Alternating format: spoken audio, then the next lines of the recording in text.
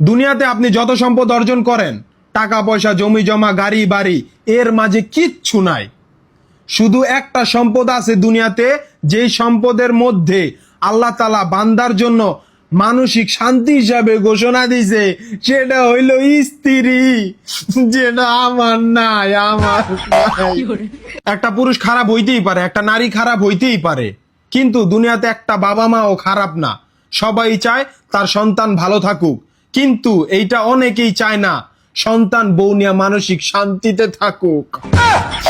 স্বামী স্ত্রী একজন আরেকজনের দিকে তাকিয়ে মুচকি হাসে, তখন আল্লাহ তাআলা তাদের উভয় দিকে তাকিয়ে মুচকি হাসে। সুবহানাল্লাহ, সুবহানাল্লাহ, সুবহানাল্লাহ।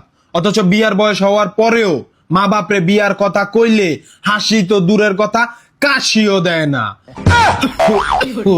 বাংলাদেশের বাপ মার মুখে একটাই কথা, আমরা যেই ভুল করছি এই ভুল সন্তানরে করতে দিব না।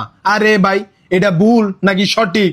আপনারা যদি এই ভুল না করতেন, তাহলে আপনাদের ঘরে আমাদের মতন এত সুন্দর সুন্দর ফুল আসতো না।